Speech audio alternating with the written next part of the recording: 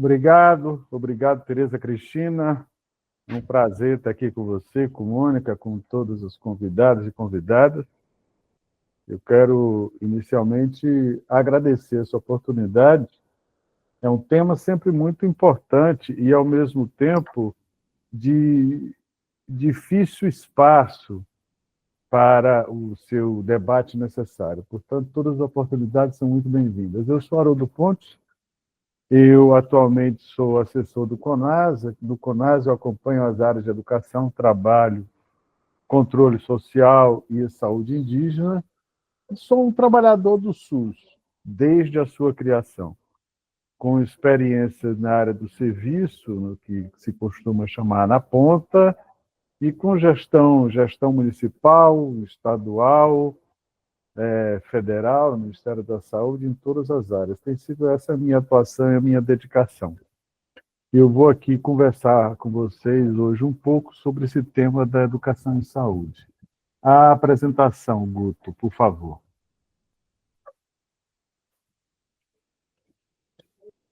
Pode passar a próxima. O primeiro destaque que quero aqui fazer, e apenas para lembrar, porque nós não vamos aprofundar este tema, mas sempre importante lembrar, qualquer tema que nós estamos discutindo na área da saúde pública, nós estamos falando da maior política pública brasileira e um dos maiores projetos de inclusão social do mundo, que é o SUS. Nós não podemos perder essa perspectiva, inclusive porque é uma política pública que tem como base a participação social, tem como fundamento a democracia, ela só existe em um Estado democrático de direito, precisa ser sempre lembrado para fazer relação sobre aquilo que nós estamos conversando.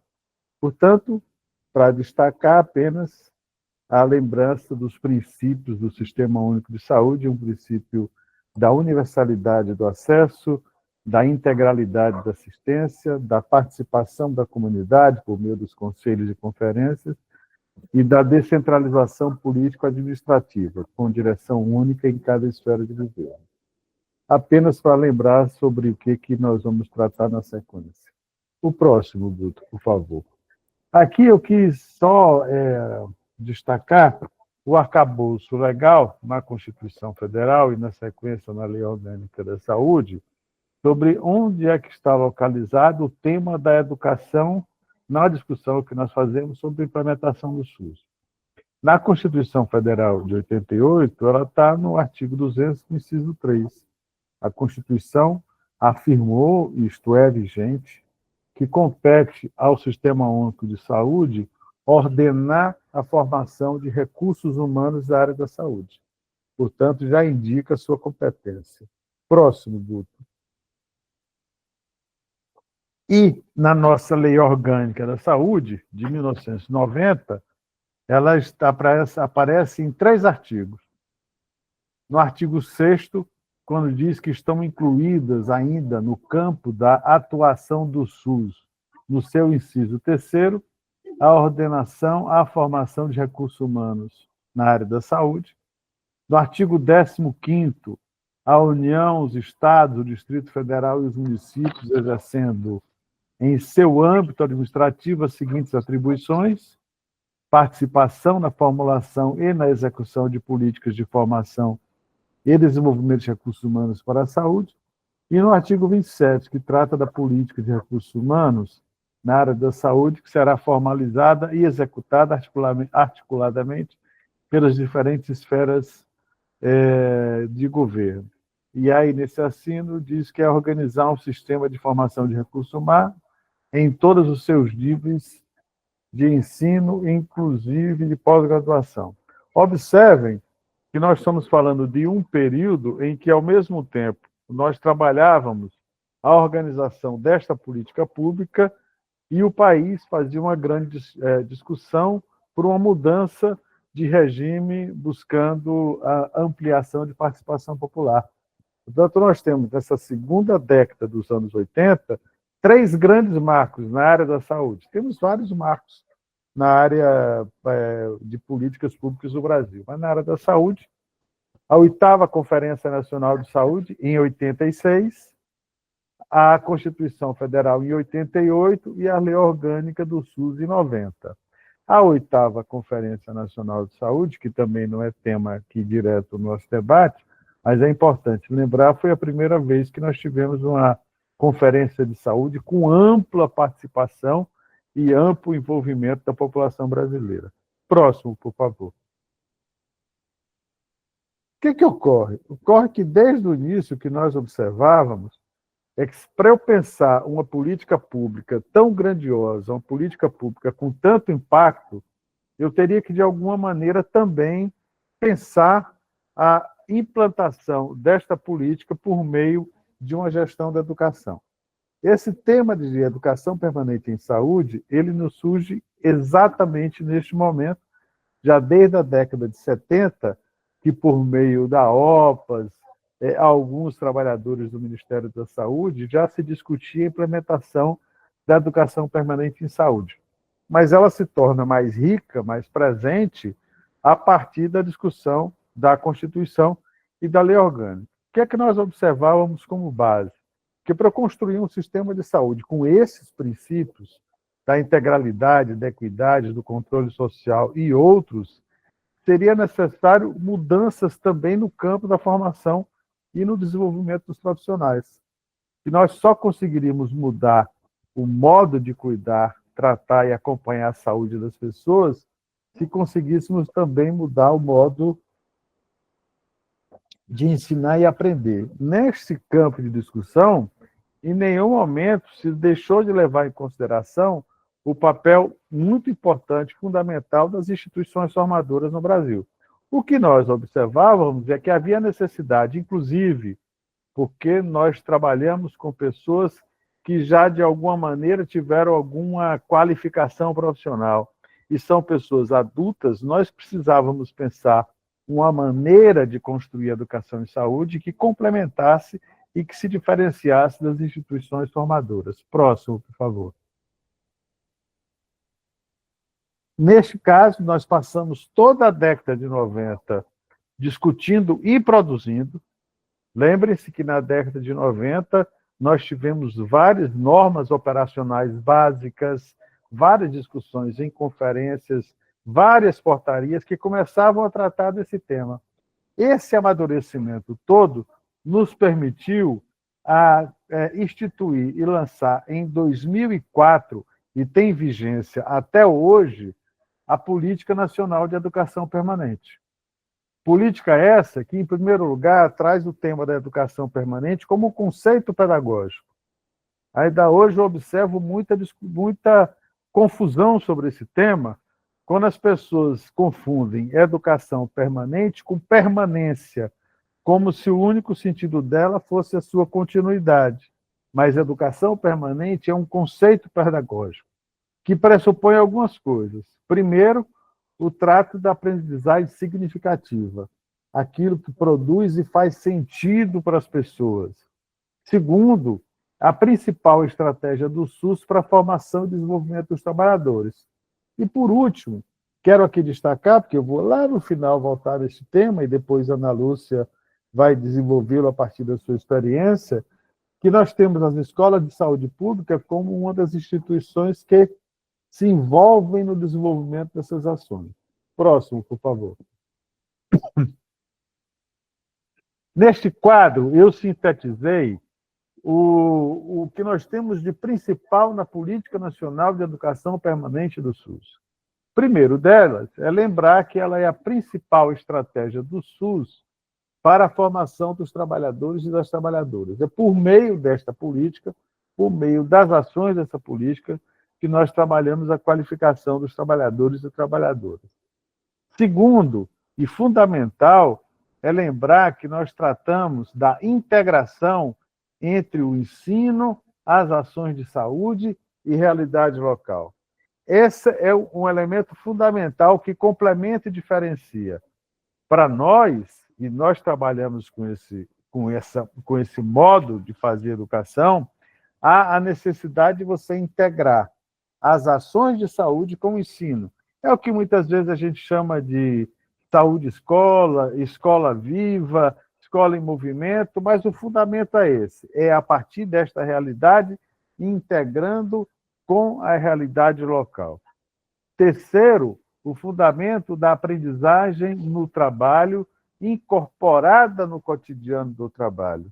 Nós não discutimos a aprendizagem fora desse cotidiano.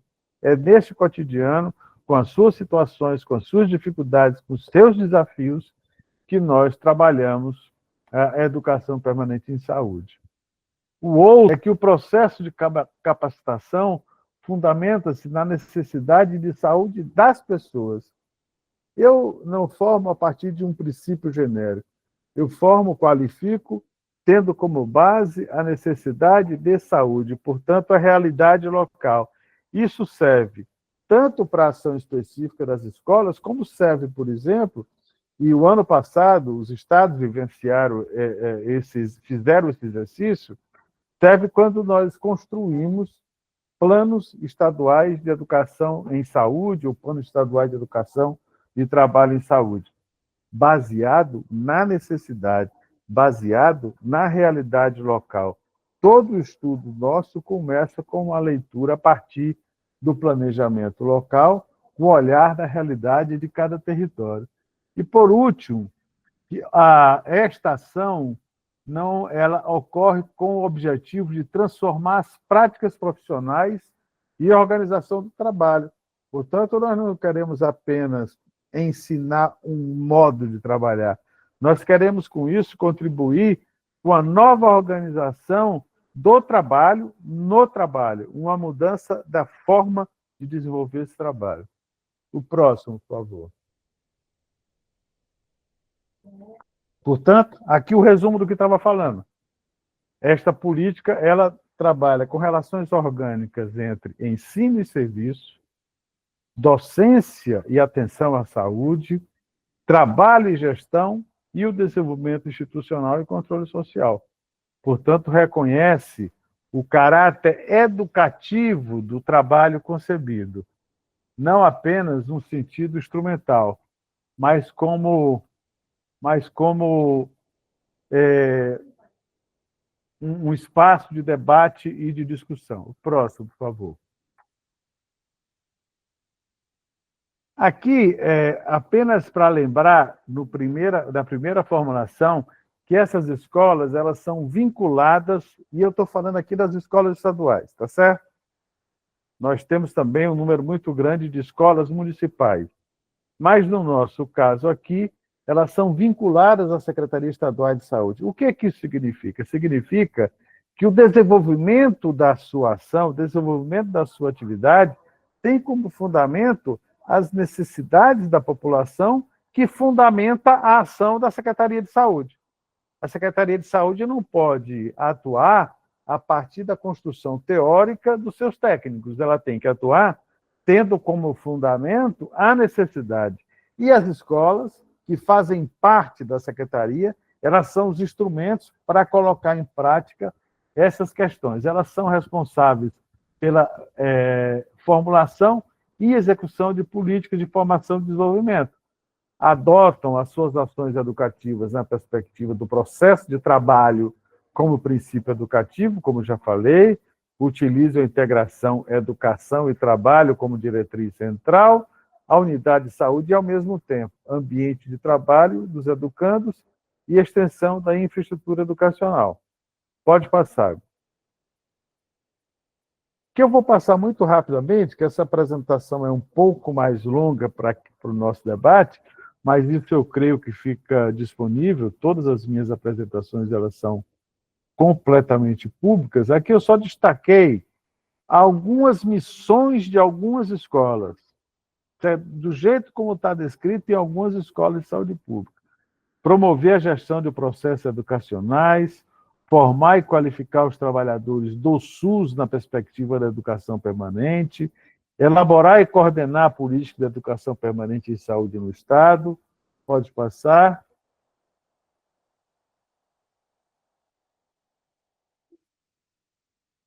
Outras aqui, de novo, promover a execução da atividade de ensino, fortalecer o Sistema Único de Saúde, todas elas têm como fundamento à atuação para o Sistema Único de Saúde e promover e desenvolver ações de educação, pesquisa, extensão e produção na área da saúde. Pode passar.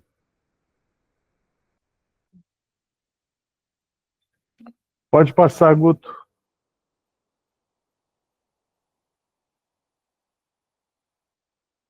Para mim não passou aqui. Pronto, agora passou. Pois muito bem. Essas escolas, e observem o nosso rápido trajeto, né? Do SUS para o tema da educação, para o tema das ferramentas de aplicação, que são as escolas. Elas têm como atividades principais ações de qualificação dos trabalhadores do SUS e ações de produção e disseminação de conhecimento, organização de eventos, coordenações, etc., e implementam estratégias de integração ensino-serviço. Pode passar? Alguns exemplos de atividades. Aqui eu até faço um parêntese para dizer que nós fizemos um trabalho em que essas informações estão todas organizadas no site do CONAS, como logo mais eu vou explicar e mostrar onde. Mas aqui, como exemplos, são cursos técnicos, cursos de pós-graduação, programas de residência médica, programas de residência unimulti, realização de eventos, atividades de pesquisas e publicações. Pode passar. Um pouco do contexto dessas escolas, com destaque de que a escola mais antiga ela foi fundada em 1946, em Minas Gerais. E a história das escolas de saúde pública no Brasil tem como base a construção do conhecimento em saúde pública e a formulação ou execução de políticas destinadas à qualificação dos trabalhadores. Pode passar. Aqui uma rápida linha do tempo destas escolas. Eu aqui só quero destacar o seguinte, e tem inclusive nós estamos fazendo uma atualização do livro sobre as escolas, e logo mais vai estar disponível, e a Ruth, que é uma das escritoras deste livro, ela faz um recorte muito interessante sobre o surgimento dessas escolas. Nós temos um primeiro período em que o fundamento era a necessidade de complementar a qualificação, e é anterior ao SUS. Portanto, anterior ao SUS, só 3 escolas foram criadas no Brasil, em Minas Gerais, no Paraná e no Rio Grande do Sul. Depois, nós temos um período pós-SUS, em que surgem várias escolas, até o período da Política Nacional de Educação Permanente. No período posterior, com a criação da SEGETS. E nos últimos anos, a partir de 2017, várias escolas surgem com base no trabalho de fortalecimento e ampliação que o CONAS vem coordenando. Portanto, além das várias escolas que já surgiram, nós temos 3 outras que estão nesse último quadro, que estão em processo de criação, o Acre, o Amazonas e Roraima. Eu incluo aqui também o Rio de Janeiro. Portanto, a nossa meta é até o final deste ano, nós temos 21 escolas, chegar a 25 escolas até o final deste ano. Próximo, por favor. Um quadro que vocês também podem ver no site do CONAS, com mais calma, sobre a distribuição dessas escolas no Brasil. Aqui é por esta razão que, neste período, o nosso objetivo é fortalecer a região norte, é visível no mapa, e a região norte é onde nós temos uma maior carência de escolas. Parece grandioso assim, porque vocês sabem o tamanho do estado do Amazonas e do estado do Pará. Mas aqui o estado do Amazonas, o estado do Pará, o Acre e Roraima são prioridades nossas. Fora da região norte, apenas Alagoas e Rio de Janeiro. Não temos ainda escolas estaduais. Próximo, por favor. Aqui o que falei. Nós, com esta preocupação, há alguns anos, começamos a trabalhar na Câmara Técnica do CONAS a necessidade de organizar estas informações todas num único local. Por incrível que pareça, isso não existia. Não tinha nenhum local que você pudesse, num único canto, ter informações organizadas sobre as escolas e as ações de educação permanente. Nós fizemos isso, é de fácil acesso, no sítio do CONAS, lá na aba em cima à direita, vocês vão encontrar Rede Coesp. Se vocês entram nesta Rede Coesp, o próximo, Guto, por favor. Vocês vão encontrar 3 ambientes diferentes. O primeiro desses ambientes é um ambiente que nós chamamos do diretório, em que todas as organizações, todas as informações de todas as escolas estão organizadas em um único local. Então, lá nós temos, inclusive com o mesmo padrão, direção, quem é, o que faz, quais são as atividades, o que é que desenvolve, missão da escola, valores, e um link para acessar direto cada uma dessas escolas. Este, como eu disse agora há pouco, era uma informação que você não tinha, até alguns poucos anos atrás. Se você quiser saber informação sobre a Escola do Maranhão, por exemplo, que a Ana Lúcia dirige, você tinha que ir no site da Secretaria Estadual de Saúde do Maranhão, no site da escola, para ter informação. Hoje nós mantemos atualizadas essas informações num único local. Uma segunda entrada é uma entrada para documentos sobre a educação e trabalho das mais diversas naturezas. São dissertações, são teses, são artigos, são atividades em que, se uma pessoa quiser pesquisar ou ter informação sobre educação e trabalho no Brasil, vai aqui encontrar. E o último ambiente, na verdade, um ambiente fechado, como uma plataforma de construção coletiva das escolas para desenvolverem determinados projetos. O último, por favor, Guto. Aqui, e para lembrar Paulo Freire, quando, dentre tantas coisas importantes, aqui nos diz que educação não transforma o mundo, as pessoas transformam o mundo. A educação muda as pessoas. É com este final que eu quero fazer uma ligação com o início do nosso debate.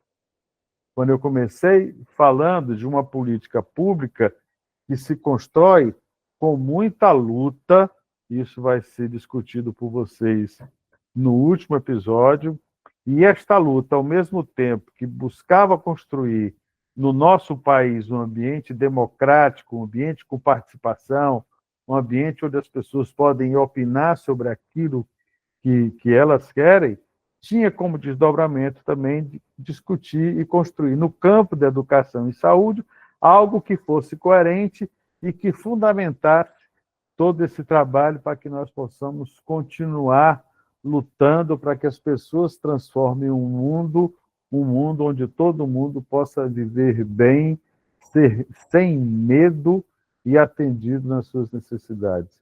Eu procurei ser bastante resumido para que nós podemos também escutar a experiência da Ana Lúcia e conversar com vocês, se este for o caso. Muito obrigado. Tereza Cristina, nem eu jogo futebol, nem você, mas eu lhe devolvo a bola. Obrigada, Haroldo, pela bola aí. Muito esclarecedora a sua apresentação, e assim, a importância, né, e a evolução, né, de todo esse processo. E hoje, no final do ano, se Deus quiser, estaremos aí com os 26 estados nas escolas, né, de saúde pública, dando todo esse suporte para que o sistema realmente funcione da maneira que tem que funcionar. Então, eu vou já passar para a doutora Ana Lúcia, quem tiver alguma dúvida, ou quiser fazer algum comentário, registra, que aí a gente vai passando e no finalzinho a gente, se possível, né, a gente reserva aí uns 10 minutinhos para a gente, enfim, promover um debate, tá bom? Então, doutora Ana Lúcia, por favor. Guto, por favor, minha apresentação, obrigada. Acho que tem que colocar a primeira. Primeiro, enquanto está arrumando aqui, eu vou agradecer o CONAS, aí na pessoa de Haroldo, nosso consultor na área da gestão do trabalho e educação na saúde, ele que nos acompanha diariamente na nossa Câmara Técnica tão valorosa para todos nós que fazemos a política de educação permanente, da gestão do trabalho no Brasil, né? Vou também não me estender muito, até porque eu acho que o debate ele é bem frutífero, e trazer um pouco a experiência da Escola de Saúde Pública do Maranhão. Bom te ver, Thalita. Thalita é aqui do Maranhão, eu estou olhando aqui umas carinhas da Força Estadual de Saúde, está aqui conosco, deve ser de outras câmaras técnicas também. Eu sou assistente social de formação, mestre em saúde coletiva, e estou atualmente dirigindo a Escola de Saúde Pública do Maranhão, enquanto Escola de Saúde Pública, desde o dia em que ela foi instituída aqui no Estado.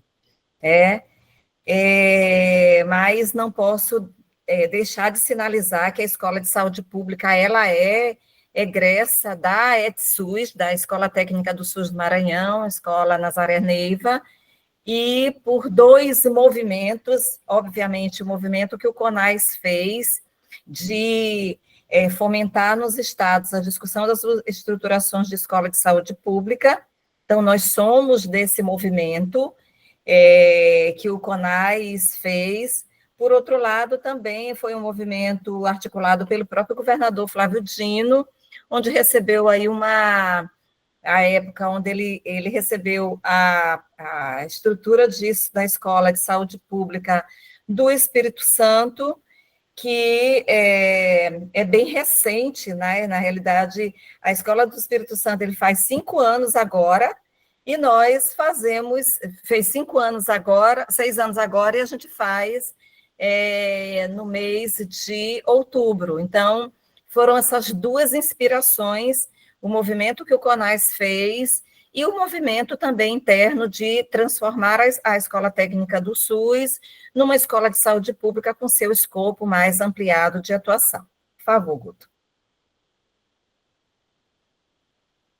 E aí, sem fazer esse link, eu acho que Haroldo já trabalhou bem a política de educação permanente, mas não podemos deixar de registrar da coordenação intersetorial e interinstitucional que a política de educação permanente vai nos propiciando.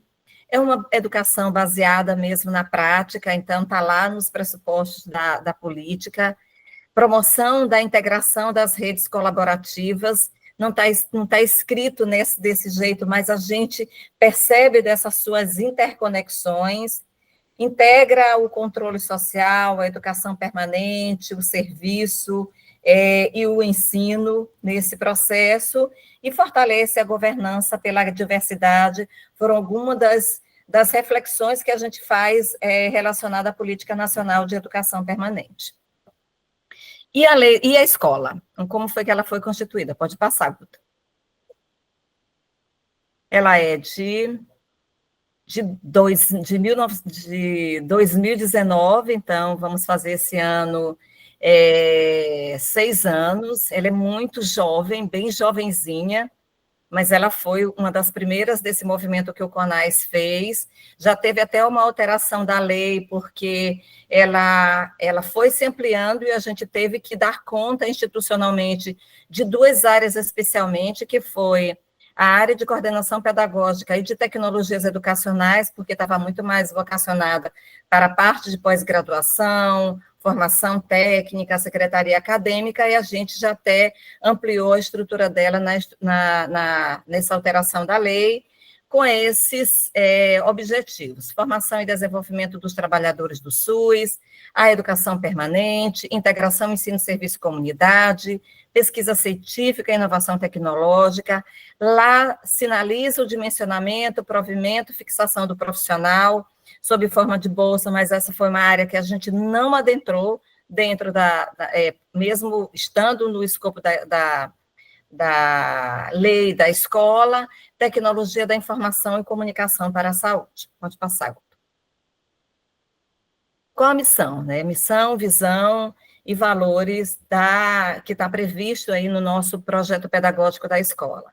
desenvolver a gestão da educação na saúde coletiva no Estado, através de ação de formação, educação permanente, pesquisa, extensão, produção de conhecimento, contribuindo para o fortalecimento do SUS e para a promoção da saúde e da qualidade de vida da população. A nossa visão é ser reconhecida como uma escola de excelência e de referência, com foco na formação, na educação permanente, inovação, tecnologia, pesquisa, extensão, demais ações que contribuam para o aperfeiçoamento da prática, da promoção da saúde e do fortalecimento do SUS no Estado e âmbito nacional. E os nossos valores, né? Os nossos valores, democratização do conhecimento, integração e cooperação, então isso é algo que a gente fica perseguindo sempre, né? Para não que esse documento ele não seja um documento morto, né? Mas ele esteja no dia a dia da escola, compromisso com a ética, a integração entre o trabalho e a educação, equidade, articulação interinstitucional, gestão compartilhada, respeito à diversidade, inovação contínua e responsabilidade socioambiental. E por que a gente fala assim, sempre dos valores? Porque os valores, ele representa aquele que vai nos direcionando para pensar cada oferta educacional, ou um evento científico, ou alguma ação articulada, né? E aí, quando a gente fala assim de respeito à diversidade, essa é uma questão que a gente trabalha.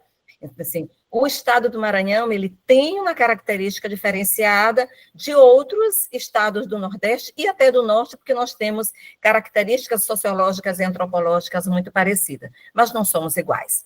Então, se nós não somos iguais, a gente busca perseguir o que o SUS precisa se organizar e se estruturar para responder às necessidades do nosso território. E a formação e a política que a gente desenvolve é no sentido de que as ofertas educacionais, elas respeitem esse conjunto de características que nós temos no nosso Estado. Pode passar. Os eixos que a escola trabalha, que dão conta daquelas responsabilidades. Educação na saúde e nos territórios. Então, por que nos territórios? E a gente diz sempre isso, porque quando a gente olha as possibilidades de ofertas educacionais, elas se concentram na região metropolitana. E nós temos 217 municípios, nós temos 19 regiões de saúde, 3 macro, nós temos norte, que para chegar, por exemplo, no sul do Maranhão, num município chamado Alto Parnaíba, são 18 horas de viagem. Então, não se pode esquecer essa dimensão territorial que nós temos e que a gente não priorize ofertas educacionais no território, pense nesse sentido. Com estruturação de pós-graduação, pesquisa e desenvolvimento em saúde, integração ensino, serviço e comunidade, e, pelo advento da Covid, uma estrutura de tecnologias educacionais, que essa também foi outro movimento articulado decisivamente pelo CONAS, né? Nós estruturamos, com o apoio do CONAS e da OPAS, uma plataforma no AVA, que iniciou em agosto. Em novembro nós estávamos com ela já em execução. Claro que de forma com muito medo, muito rudimentar, mas ela estava funcionando e foi dar conta das necessidades de oferta educacionais nesse período muito marcante para nós, que foi a Covid. Pode passar, Guto. E aí a gente vai trabalhar esses 4 eixos. A educação na saúde, né, com um portfólio que eu queria que vocês logo pudessem passar, porque nós temos hoje produzido por nós 30 cursos nos mais diversos formatos.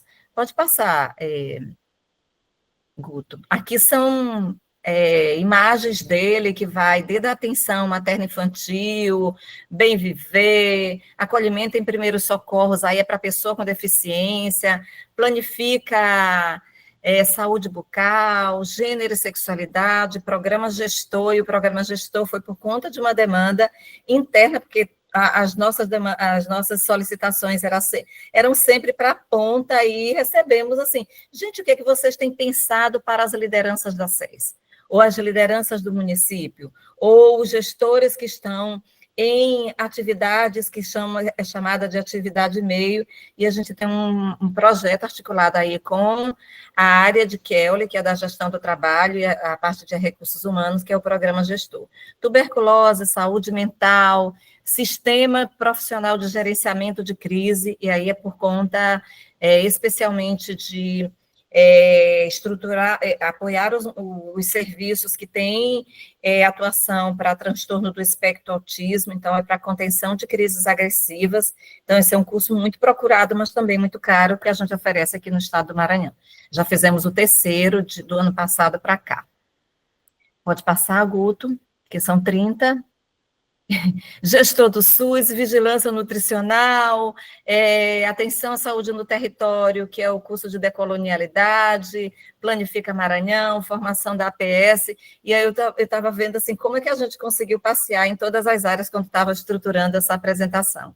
Pré-natal, enfim, então tem um conjunto de 30 cursos, tanto híbrido com hospedado na plataforma com alguns conteúdos presenciais, outros completamente autoinstrucionais, e alguns, na sua grande maioria, presencial, e aí é o suporte que a gente dá à Força Estadual de Saúde, planificação, as nossas ofertas educacionais são todas elas presenciais, parte feita na escola ou em alguma instituição parceira.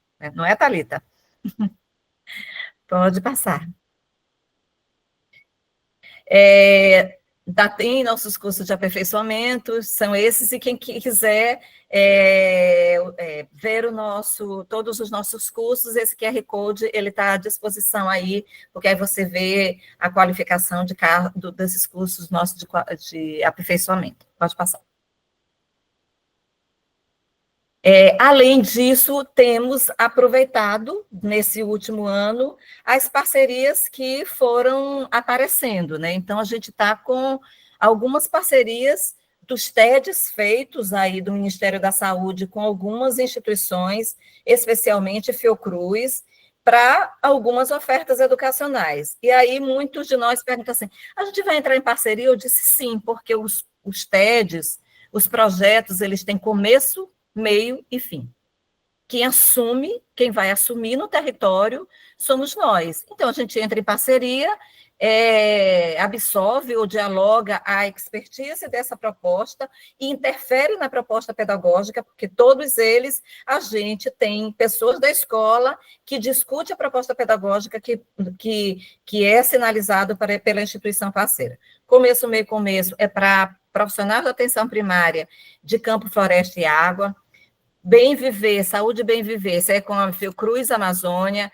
Saúde Bem Viver com a Fiocruz Pernambuco, que é para saúde mental na atenção primária. Agente Popular de Saúde com a Fiocruz, a Joaquim Venâncio. A Vivência no SUS, que agora com a Rede Unida, e teremos no final do mês o nosso piloto de formação de facilitadores do Versus, agregando aí os 4 estados do Maranhão, Piauí, Ceará e o Rio Grande do Norte. O Programa Saúde na Escola é o fortalecimento do PSE, a única escola de saúde pública que é a instituição formadora desse projeto, em parceria aí com a Universidade do Sul da Bahia e de Minas Gerais, somos nós, a Escola de Saúde Pública do Maranhão. E o Nós na Rede, que é a formação dos profissionais da atenção primária para a saúde mental, os CAPS e aqueles serviços de saúde mental que tem. Pode passar. Temos também, no conjunto das atividades da escola, quando eu estava olhando a apresentação de Haroldo, essa é uma área que ela é muito demandada da escola. Nós temos uma bibliotecária, mas a gente, desde quando foi instituído, todos os projetos, programas, nota técnica, planos, eles passam pela Escola de Saúde Pública para primeiro fazer a normalização, ter ISBN, e a gente está aí solicitando aí para o nosso chefe, viu, ampliação do nosso número de bibliotecário, porque isso dá um respaldo para a produção científica que a gestão que o trabalhador faz nas suas mais respectivas áreas técnicas. Então, a gente tem mais aí de 30 documentos que a gente normaliza nesse período todo, e com ISBN, aí, com suporte também do CONAS, na articulação aí de um projeto voltado para a estruturação dessa área. Pode passar. A parte de pós-graduação, pode passar logo, o Guto. Já fechamos 4 turmas de pós-graduações, aliás, 5, e estamos com mais 5 turmas em execução, que é de vigilância em saúde, intervenção multidisciplinar para autismo e outras neurodiversidades, gestão de rede de atenção, e uma de gestão hospitalar com uma universidade privada. A gente pagou, porque era uma oferta educacional que era uma demanda da secretaria, a gente não deu para fazer de execução direta, e a gente fez uma parceria com a universidade, o UNDB, aqui do estado. Já vamos fazer uma formatura, uma certificação no mês de maio. São 350 alunos, e mês de maio não, mês de agosto, e a partir de agosto a gente já inicia mais 4 turmas de pós-graduação. Outras pós-graduações parceira, o Cuida PS, a formação de preceptores e gestores de residência multi e UNE, e somos também supervisores dos médicos, do Mais Médicos, numa macro-região de saúde, que é a Macro-Leste. Então, entre as escolas, estruturada nesse período, nós somos supervisores do Mais Médicos. Para a gente, isso é um grande desafio, porque nós não tínhamos nenhuma experiência, que era esse período todo foi capitaneado pela Universidade Federal do Maranhão, mas a gente aderiu ao edital, e eu acho que a gente está fazendo um trabalho bem diferente, porque para além do cumprimento da carga horária de supervisão, que é previsto pelo escopo do Mais Médico, a gente tem introduzido uma política de educação permanente com outras ofertas educacionais. Só um exemplo: a gente vai fazer uma formação para todos os médicos do Mais Médico na estruturação escrita das declarações de óbito, porque eles não sabem, e aí a gente tem dificuldade de ter informações claras, e aí a área técnica solicitou. A gente vai começar pelos médicos do Mais Médicos, mas vai propor para as instituições de ensino que a gente tem parceria, para isso entrar como uma atividade de formação para os alunos de medicina que estão das instituições formadoras que a gente tem parceria, convênio com elas para campo de estágio. Pode passar. A parte de pesquisa e inovação em saúde, então, 2 situações. Primeiro, a gente acompanha mais de 850 projetos de pesquisa que são desenvolvidos na Secretaria de Estado da Saúde. Quando nós chegamos na escola, eram 350, e era tudo aleatório, e a gente perguntava o que é feito com essas pesquisas. E aí ninguém dizia nada, e a gente passou a fazer o acompanhamento. Hoje a gente sabe quem é o pesquisador, qual a instituição de ensino, se já concluiu ou está em processo de conclusão, e pode passar o Guto. Para isso, e como é que a gente buscou a possibilidade de publicização do resultado dessas pesquisas? Estruturando os eventos científicos. Começamos com uma mostra científica, que foi no período da Covid, ela foi online. Já a segunda, ela foi híbrida, e ela se transformou, a mostra científica se transformou no Congresso de Saúde Coletiva. E há 2 anos atrás a gente fez o nosso primeiro congresso de saúde coletiva, e esse ano, ano passado, o secretário pediu que a gente fizesse um congresso que foi o Cuidar de Todos, que era especialmente para gestores municipais, e agora, no mês de abril, nós fizemos o nosso 2º congresso de saúde coletiva, 2º congresso Cuidar de Todos, com 5.000 inscritos.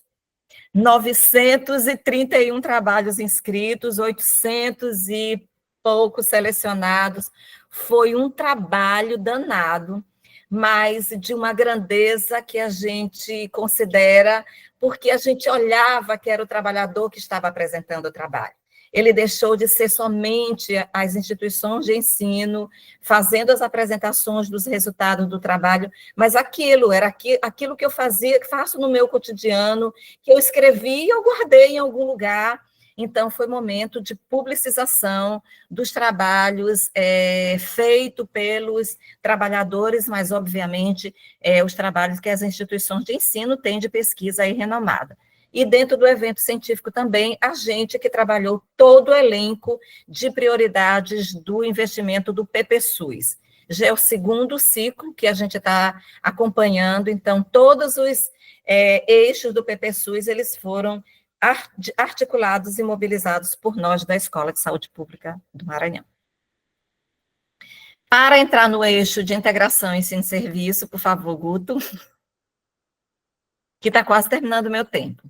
Acompanhamos os alunos das instituições de ensino, temos 30 convênios com instituições de ensino, mais de 30 mil rodízios de alunos em toda a rede estadual. E era também, quando nós chegamos na escola, ela se concentrava na capital, e aí pode passar os próximos, Guto. Eles estão distribuídos já no interior do estado, em Santa Inês, em Bacabal, em Açailândia, em Balsas, em Pedreiras, Timon, Codó, Barreirinhas. Os alunos perpassam por esses serviços e a gente consegue acompanhar, tanto regulamentando o convênio com as instituições de ensino que estão nesse território, quanto acompanhando o aluno nestes serviços, que eles se concentravam exclusivamente no município de São Luís. E temos alunos, inclusive de Ceresina, um convênio com a Uninovafap, que eles fazem estágio na nossa rede, no município de Timon, no Alarico Pacheco, e na UPA, que a gente tem em Timon. Então, a gente recebe, inclusive, alunos de outros estados, e aí nosso irmão Piauí, nossa irmã cidade Teresina, que faz estágio aqui conosco. Pode passar, Guto. Um pouco o dimensionamento disso. Pode passar também. Aí a gente tem uma linha do tempo, são de 2023, 28 mil rodízios, 2024, 24 mil, até quando a gente fez o último levantamento, 1.730 e 1.758 em 2025, isso está bem atual, mas esse foi o último dado que eu tinha, com esses convênios com as instituições de ensino. Estamos em 22 municípios e 67 unidades de saúde do estado. Aí, por aí que estão os rodízios, pode passar, como já está no estado como um todo.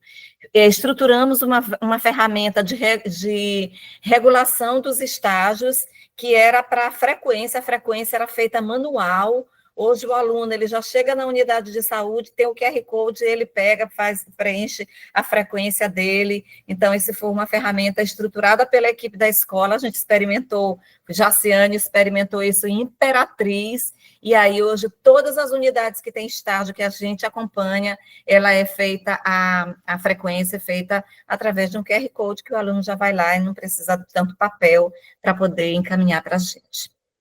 Pode passar. E chegando à finalização dos nossos programas de residência. Também, quando nós chegamos na escola, as residências que tinham na rede era concentrada no município de São Luís, nos serviços de São Luís, hoje já tem descentralizado. Na Macroleste, na Macrosul, iniciamos a primeira residência multiprofissional, foi em parceria com a UEMA, em Caxias, então, estamos trabalhando para a disseminação das residências. Estamos ainda só com residência hospitalar, mas o nosso projeto para 2025, 2026 é que ela se estenda para residência multi e residência médica de medicina de família e comunidade, e residência multi de atenção primária, porque para nós essa é uma grande carência, e a gente acredita que a residência, ela, assim como as outras ofertas educacionais, ela muda a rotina do trabalho, ela muda a dinâmica do trabalho. Pode passar, Guto. E a parte de tecnologias educacionais pode passar. Hoje nós temos inclusão digital, uso de tecnologias no SUS, curso autoinstrucional, facilitação de acesso, melhoria da experiência, facilitação de acesso. E o que é isso? Nós temos uma equipe que, quando inicia um curso autoinstrucional ou em parceria com alguém, essa equipe vai para ajudar na ambientação. Às vezes, o profissional ele não consegue encontrar onde é o clique aqui. Né? E aí isso tem sido uma dinâmica que a gente tem desenvolvido para ajudar aquele trabalhador e aquela trabalhadora que não tem ambiência na ferramenta, no AVA, né? Pode passar, Guto. Então, nós, até então, já certificamos 10.299 pessoas, certificados emitidos de curso nossos, 30 cursos efetuados. Chegamos em 318 cidades, e aí o secretário perguntou, mas nós temos só 217 municípios?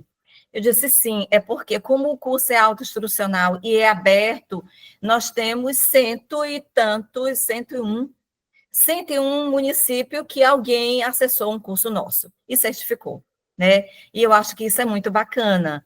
E esse foi um apoio que o EMANET, fizemos uma parceria com a UEMANET foi nos dando, foi aprimorando aquela plataforma que nós iniciamos em 2020 com o apoio do CONAS e da OPAS, hoje ela já tem uma robustez muito maior. E 23 estados com alguém desses 23 estados fez uma atividade formativa da Escola de Saúde Pública do Maranhão. O que a gente tem de desafio para 2025?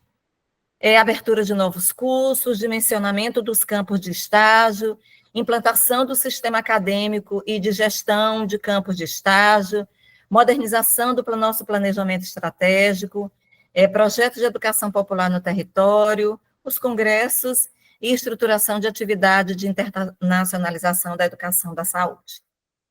Para finalizar, muito obrigada. A última. Sim, era só para a gente não deixar de que as redes, elas têm sido grande suporte para a gente. Então, participamos da rede do Laboratório Ítalo-Brasileiro, da Rede Escola, da nossa amada e estruturada Rede Coesp, diálogo com as escolas da América Latina, parceria com algumas instituições daqui, e participamos de uma rede estadual que é chamada REMAR, que é são de escolas de governo. Obrigada pela escuta. Cadê? Nossa, Narúcia, a gente que agradece. E fica empolgada, né? Eu acho que o melhor é quando você fala, assim, a sua empolgação, né? E o tanto, e a potência, né, dessa escola, e o tanto que isso é importante e que contribui, né, para a gente conseguir aí avançar no Sistema Único de Saúde. Alguém levantou a mão? A Nara? Nara, por favor, a gente tem um minutinho, mas vamos lá. Desculpa, eu fui reagir e levantei a mão, foi sem querer, desculpa. Olha, será? Quanta falha, não foi não, Nara? Deixa eu ver, acho que tem alguma. Deixa eu ver se tem alguma pergunta aqui. Tininha, tem uma pergunta para a Ana. Tá. Ana, a previsão de sair o resultado das avaliações de novos cursos de residência? É a Rosângela que está perguntando aí. Rosângela da Corembu, é a Rosângela, você está me perguntando, Então, isso mesmo, aqui de Caxias. De Caxias. Então, Rosângela, deixa eu te dizer, os cursos, os programas de residência, tanto eu quanto a Haroldo, a gente faz parte da Comissão Nacional de Residência, de quando nós iniciamos até então, houve todo um movimento aí da Coordenação Nacional de fazer as avaliações dos programas que estavam submetidos ao sistema para poder regularizar.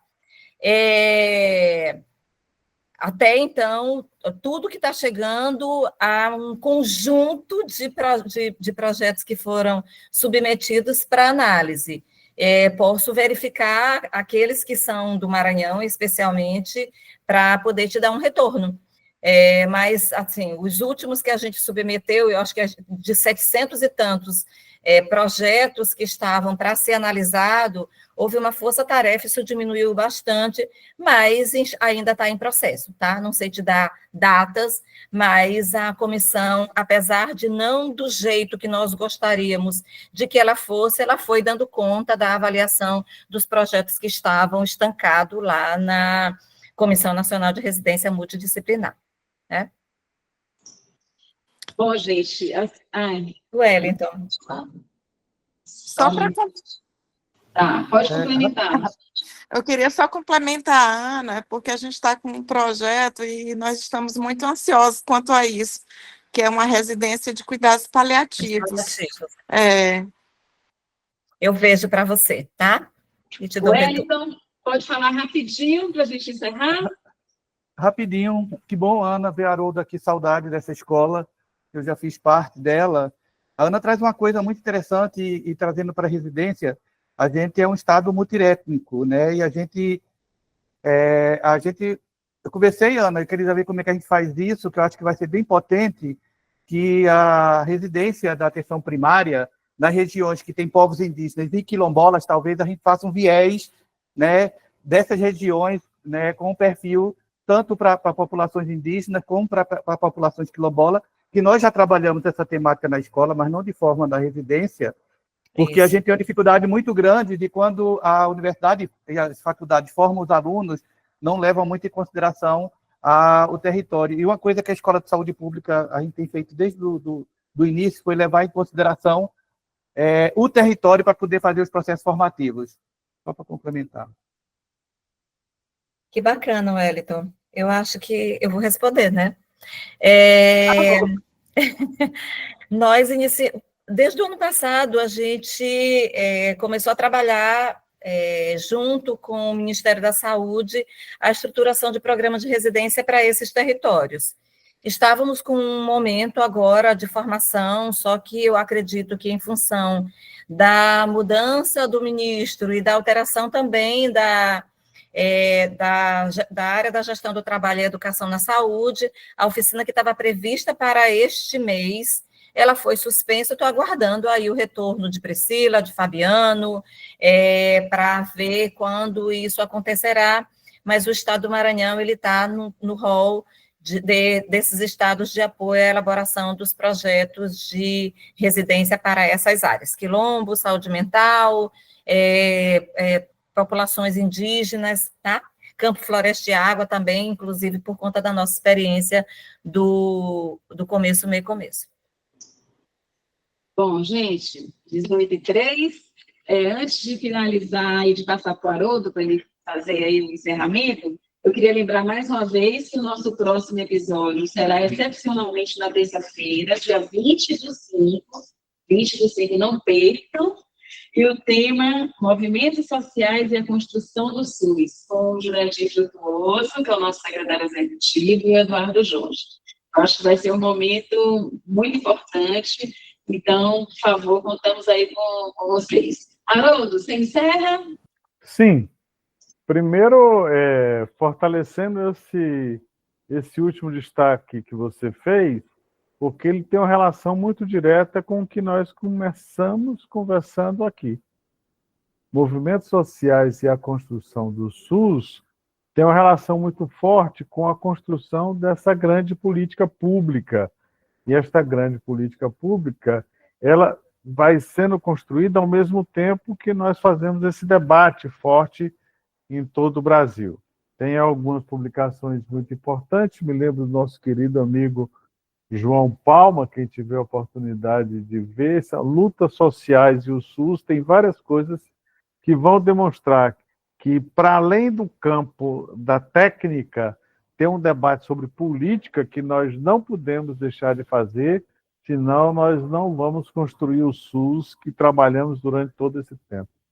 Por último, dizer que esta apresentação que a Ana Lúcia fez reflete muito bem o movimento que nós estamos fazendo no país inteiro.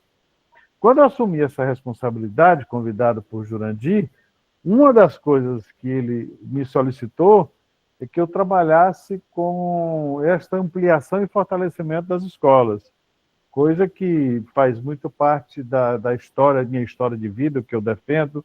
Já dirigi uma escola de saúde pública, sei do seu potencial. Com o apoio do CONAS, especialmente com o apoio do Jurandir, nós ampliamos de 12 para 21. E temos 4 em processo de discussão, 3 na região norte, e vamos alcançar a totalidade desse movimento. Porque, veja só, muitas vezes nós nos envolvemos num debate insuficiente, um debate sobre prioridades. E ele é insuficiente porque nós ficamos presos ao campo da assistência, ao campo da judicialização, ao campo do financiamento, são todos importantes. Mas se nós trabalharmos essa noção de prioridade sem horizontalizá-la, nós nunca vamos conseguir fazer esse debate. E o que nós colocamos desde o início é que as escolas, instrumentos e ferramentas do SUS e das secretarias, vêm exatamente para complementar este trabalho. E é evidente que há necessidade de trabalho num formato e em condição. Então, elas são diferentes. Elas são diferentes na sua estrutura, elas são diferentes na sua composição, elas são diferentes na sua metodologia de trabalho. Elas não são uma escola sem querer de maneira nenhuma diminuir, não é uma escola tradicional. Ela não é uma escola ortodoxa. Ela é uma escola heterodoxa na construção desta política pública. Nós temos, para aqueles que tiverem interesse e curiosidade maior, já uma publicação, é o CONAS Documenta 35, que tratou das 15 escolas, e agora nós estamos, ainda este ano, para publicar uma atualização desse CONAS Documenta, incorporando as escolas mais recentes. Mas não só a escola, o sentido, a razão de ser dessa ação de educação no campo da saúde. Portanto, eu espero muito mais ter provocado curiosidades, provocado questões, porque nós não estamos aqui para transmitir conhecimento, porque conhecimento não se transmite. Conhecimento não é uma caixa que se passa de uma pessoa para outra. Conhecimento se problematiza e se socializa. Muito obrigado e boa noite.